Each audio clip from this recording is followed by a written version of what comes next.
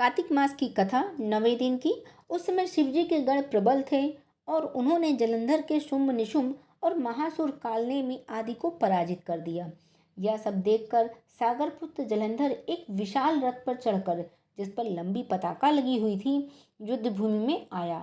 इधर जय और शील नामक शंकर जी के गढ़ भी युद्ध में तत्पर होकर गरजने लगे। इस प्रकार दोनों सेनाओं के हाथी, घोड़े, शंख, भेरी और दोनों ओर के सिंहनाद से धरती त्रस्त हो गई।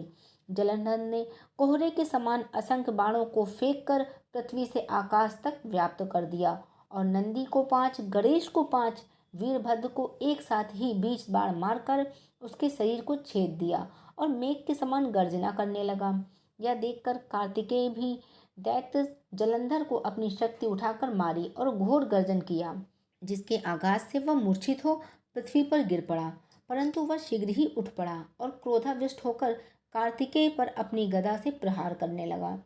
ब्रह्मा जी के वरदान की सफलता के लिए शंकर पुत्र कार्तिकेय पृथ्वी पर सो गए। गणेश जी भी गदा के प्रहार से व्याकुल होकर धरती पर गिर पड़े। नंदी व्याकुल होकर गदा प्रहार से पृथ्वी पर गिर गए। फिर दैत्य ने हाथ में पारिधि लेकर शीघ्र ही वीरभद्र को पृथ्वी पर गिरा देख शंकर जी के गण चिल्लाते हुए संग्राम भूमि छोड़कर बड़े वेग से भाग चले। वे भागे हुए गण शीघ्र ही शिव जी के पास पहुँचे और व्याकुलता से सब समाचार युद्ध का कह सुनाया। लीलाधारी भगवान ने उन्हें अभय दे सबका संतोष वर्धन किया। अब रौद्र रूप महाप्रभु शंकर नंदी पर चढ़कर युद्ध भूमि में आए। उनको आया देखकर उनके पराजित हुए गण भी लौट आए और सिंहनाद करते हुए आयुधों से दैत्यों पर प्रहार करने लगे। भीषण रूपधारी रुद्र को देख दैत्य भागने लगे। तब जलंधर हजारों बार छोड़ता हुआ शंकर की ओर दौड़ा। उसके शुंभ निशुंभ आदि वीर भी शंकर जी की ओर दौड़े।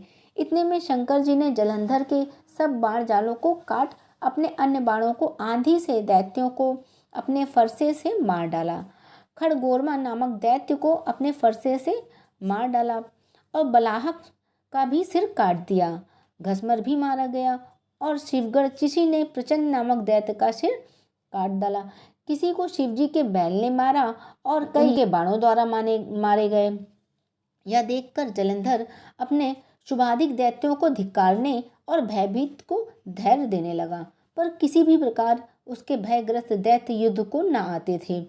जब दैत्य सेना ने पलायन आरंभ कर दिया तब महाक्रुद्ध जलंधर ने शिवजी को ललकारा और 70 बाण मारकर शिवजी को दग्ध कर दिया।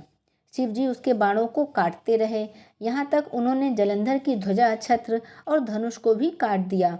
फिर 7 बाणों से उसके शरीर में भी तीव्र आघात पहुँचाया। धनुष के कट जाने से जलंधर ने गदा उठाई। शिवजी ने उसकी गदा के टुकड़े टुकड़े कर दिए। तब उसने समझा कि शंकर मुझसे अधिक बलवान है, अतएव उसने गंधर्व माया उत्पन्न कर दी। अनेक गंधर्व अप्सराओं के गण पैदा हो गए। वीणा और मृदंग आदि बाजों के साथ नृत्य और गान होने लगा। इससे अपने गणों सहित रुद्र भी मोहित हो एकाग्र हो गए। उन्होंने युद्ध बंद कर दिया। फिर तो काम मोहित जलंधर भी बड़ी शीघ्रता से शंकर का रूप धारण कर वृषभ पर बैठकर पार्वती के पास पहुंचा। उधर जब पार्वती ने अपने पति को आते देखा तो अपनी सखियों का साथ छोड़ दिया और आगे आई। उन्हें देख कामातुर जलंधर का वीरपात हो गया और उसके पवन से वह जड़ भी हो गया। गौरी ने उसे दानव समझा, अंतर ध्यान हो उत्तर मानस पर चली गई।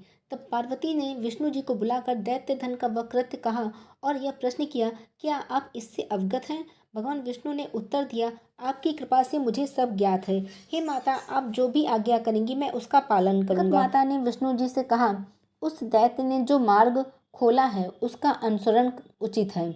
मैं तुम्हें आज्ञा देती हूँ कि उसकी पत्नी का पतिव्रत भ्रष्ट कर दो, वह दैत्य तभी मरेगा। पार्वती जी की आज्ञा पाते ही विष्णु जी ने उसको शिरोधार्य कर छल करने के लिए जलंधर की नगरी की ओर गए।